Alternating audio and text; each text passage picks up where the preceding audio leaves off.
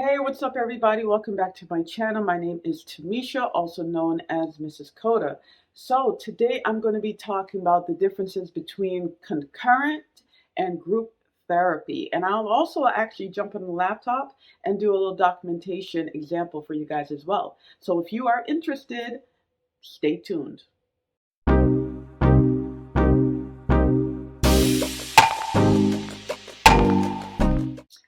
Okay, so as of October 1st of 2019, we had a new system put in place, which is PDPM, which stands for Patient-Driven Payment Model. Let me say that again. Patient-Driven Payment Model. Yes, PDPM. And what came with PDPM was group therapy. Not to say that group therapy wasn't being done in the past, it just was not such a huge demand, and it often wasn't used because of the way billing was. Okay, you would get more um, of I should say you would make more. The facilities would make more through individual treatments, through minute-based treatment, whereas PDPM has shaken that up now. Okay, so concurrent, let's talk concurrent real quick. So, concurrent is one therapist treating two patients, all right, and you are doing separate, or I should say different activities, okay? So, again, concurrent therapy or concurrent treatment is it's one therapist with two patients doing different activities. So, for example, one patient can be working on ADLs, and the other patient can be working on exercises, or one patient can be working on an exercise while you're doing a balanced activity with the other patient. Okay, so this is considered concurrent treatment. Whereas group therapy is one therapist with 2 to 6 patients. Okay, that is group therapy, and everyone is participating in the same activity. Okay, so when you formulate your groups, and now let me just mention this, that there is a maximum of 25% of therapy combined with concurrent and group therapy.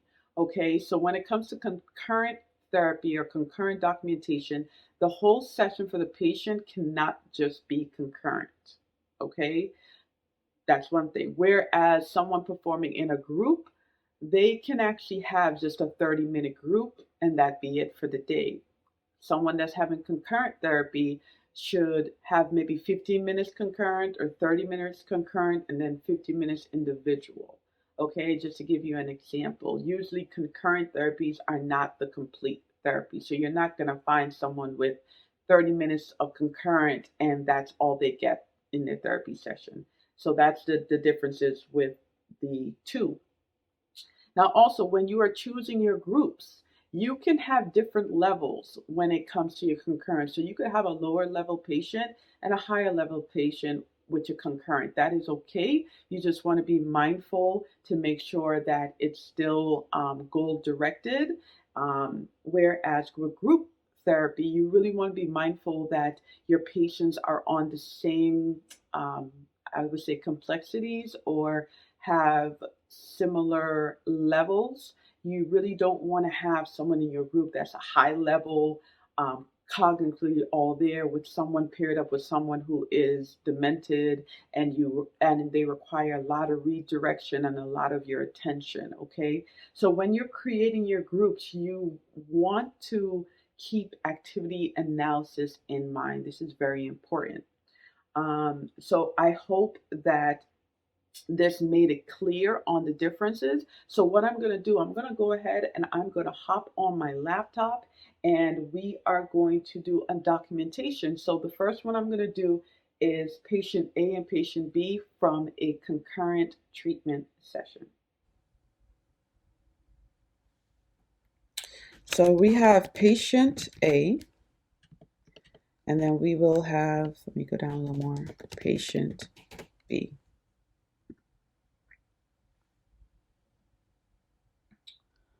Okay, now since I don't want to put a name to it, I'm just going to call it patient A and patient B. So let's say patient E was in my concurrent group. Let me put concurrent up here so you know which one I am referencing. Let's say concurrent treatment. So let's say patient A, and we're going to say when we're documenting, let's say patient A was my exercise guide. So I'm going to put exercise. This is what we did. We did exercise. And we're going to say patient participated in both upper extremity therapeutic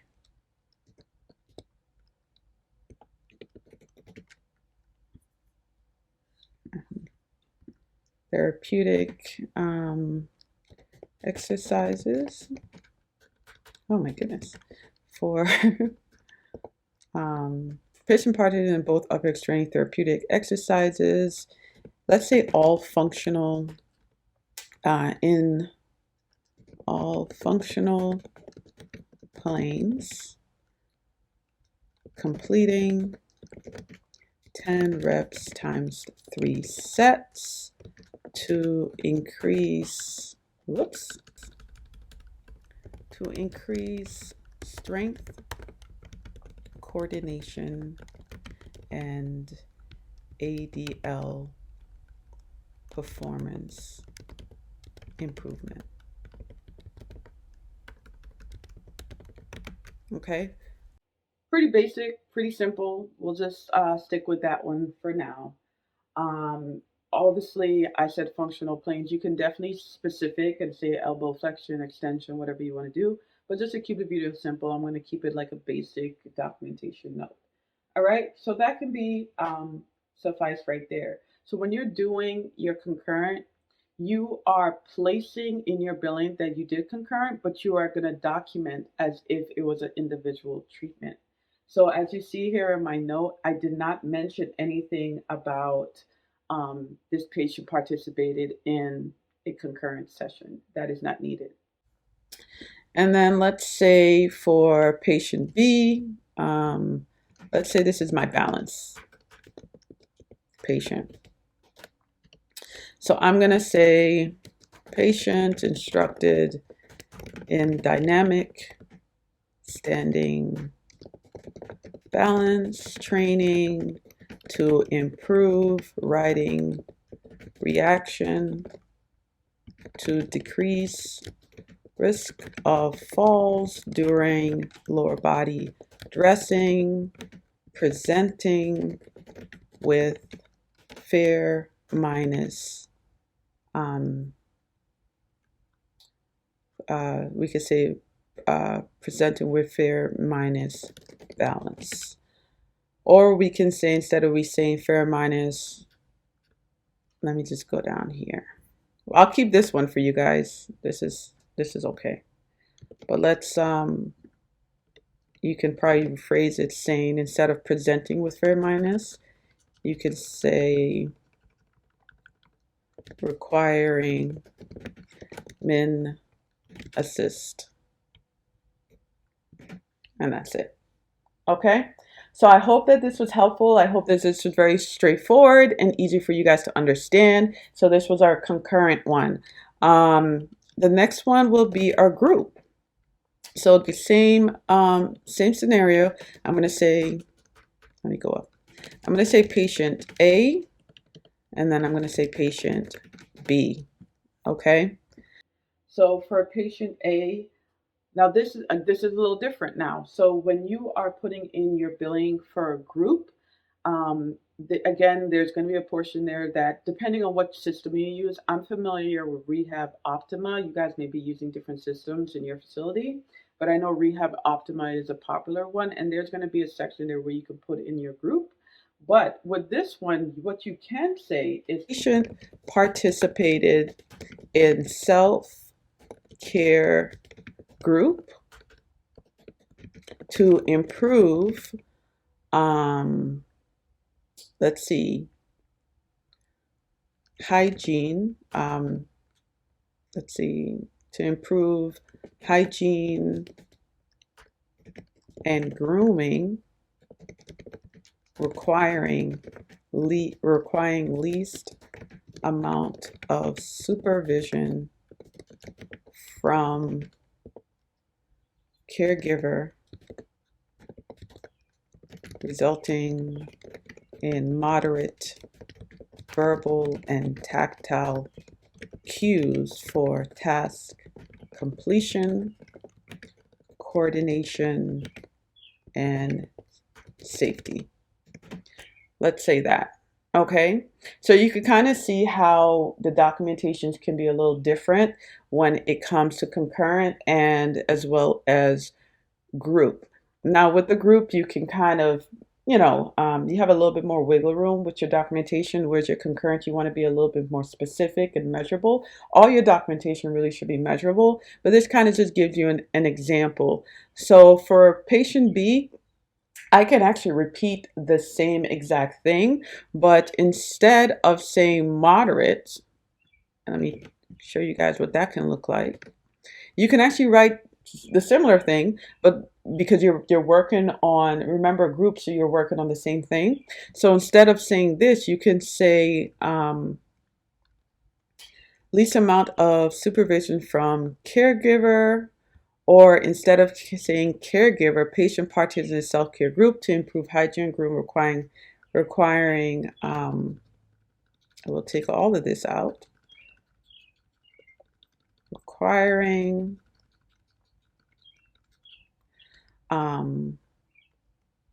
let's say minimal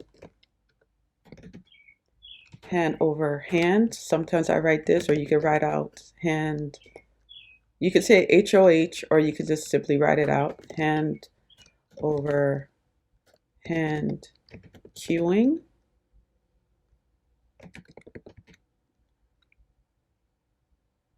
With minimal hand over hand queuing, or you can say minimal assistance with moderate verbal cues. And we'll take this out. For task completion, coordination, and safety. Okay, so patient participated in self-care group to improve hygiene and grooming, minimal assistance provided with moderate verbal cues for task completion, coordination, and safety. So those are the way you can document. So I hope that this was helpful. Be sure to like, share, and subscribe. Hey guys, and before I go, I almost forgot to mention that you can get the free download directly from AOTA.org, where they break down the difference between individual, concurrent, and group, and also, what they look for, what is required. And you can also get my group therapy treatment ideas for everyday occupational therapy practitioners, which is about $10, and it takes you through a whole session, breaks it down for you step by step, and it is a nice worksheet that you can use in your day-to-day treatment session. So I hope you guys like it. All right. If you have any ideas or something you want me to address, be sure to go ahead and leave a comment below. I will be opening up a series that's coming very soon, and I'll tell you guys a little bit more about that, since a lot of you are getting ready to graduate from school. Congratulations. I am going to be offering you guys something so special to help you pass your exams. So be sure to stick around and make sure you keep watching my videos, because I will talk about it soon. Alrighty? Take care. Bye, guys.